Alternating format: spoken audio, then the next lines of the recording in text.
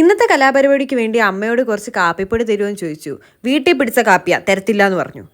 നമ്മളോടെ കളി. അപ്പം തന്നെ അടുത്തുള്ള കടയിലേക്ക് വിട്ടു. ബ്രൂവിൻ്റെ ഒരു ഇത് മേടിച്ചു. ഏത് നിങ്ങൾക്ക് മനസ്സിലായി കാണുമല്ലോ. അപ്പോൾ അതൊരു ട്രെയിലേക്ക് ഇട്ടിട്ട് കുറച്ച് വെള്ളവും കൂടി ഒഴിച്ച് ഇതുപോലെ കലക്കി എടുക്കുന്നുണ്ട്. ഇനി നമുക്ക് വേണ്ടത് 2 A4 ഷീറ്റ് പേപ്പറാണ്. A4 ഷീറ്റ് വേണമെന്നൊന്നുമില്ല, ഏതെങ്കിലും ഒരു പേപ്പർ മതി. വെള്ള പേപ്പർ ആവണമെന്നേ ഉള്ളൂ. അസൈൻമെൻ്റൊക്കെ ഇപ്പോൾ ധാരാളമായി എഴുതാനുള്ളതുകൊണ്ട് എൻ്റെ ഇപ്പോൾ A4 ഷീറ്റ് മാത്രമേ ഉള്ളൂ. അപ്പോൾ ആ 2 പേപ്പറും ഞാൻ ഇതുപോലെ ഈ ട്രെയിൽ വെച്ചിട്ട് മുക്കിയെടുക്കുകയാണ്, കുറച്ച് കോഫിയിലാക്കി. എന്നിട്ട് അത് കുറച്ച് നേരം ഉണക്കാൻ വെച്ചപ്പോഴാണ് എനിക്ക് ബോധോദയം ഉണ്ടായത്. അത് ചെറുതായി കീറിയിട്ടിടുന്നതായിരുന്നു കുറച്ചുകൂടെ ഉത്തമം. അങ്ങനെ പിന്നെ അതെല്ലാം ചെറിയ ചെറിയ പീസുകളാക്കിയിട്ട് ഇതുപോലെ വെയിലത്ത് ഉണക്കാൻ വെച്ചേക്കാണ്. കോഫി ആയതുകൊണ്ട് മാത്രമാണ് കേട്ടോ നല്ല പാത്രമൊക്കെ എടുത്തുന്നത്. അങ്ങനെ നമ്മുടെ ആ പേപ്പറുകളെല്ലാം ഉണങ്ങി കിട്ടിയിട്ടുണ്ട്. അപ്പോൾ ഇനി ഇത് വെച്ചിട്ടാണ് നമ്മുടെ കലാപരിപാടി. നല്ലൊരു അടിപൊളി സ്മിർനോഫിൻ്റെ ബോട്ടിൽ കിട്ടിയിട്ടുണ്ട്. ഇത് ഞാൻ ഉപയോഗിക്കുന്നതാണോ എന്ന് ചോദിക്കുന്നവരോട് അല്ല സുഹൃത്തെ, ഇത് വഴിയിൽ നിന്ന് കിട്ടിയതാണ്. കുറേ നാളായി ഇത് എൻ്റെ മുറിയുടെ ഒരു മൂലയിൽ നിദ്രയിലായിരുന്നു.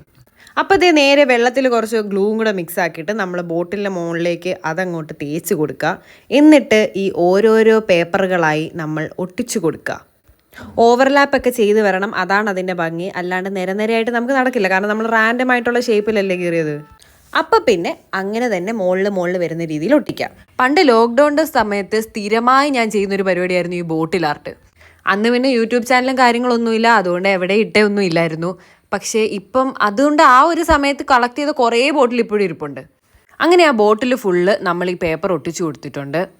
ഇനിയാണ് നമ്മുടെ പ്രധാന കലാപരിപാടി. ഞാനൊരു പെൻസിലൊക്കെ എടുത്തുകൊണ്ട് വന്നിട്ടുണ്ട്. ഈ ഒട്ടിച്ചത് ഉണങ്ങണം കേട്ടോ, എന്നിട്ടേ ബാക്കി കലാപരിപാടി ചെയ്യും, അല്ലെങ്കിൽ പേപ്പറെല്ലാം കൂടെ കീറി കയ്യിലിരിക്കും. അപ്പോൾ ആ പെൻസിൽ വെച്ചിട്ട് ഞാൻ ജസ്റ്റ് റാൻഡമായിട്ട് തോന്നിയ ഒരു സാധനം ഇങ്ങനെ എഴുതി.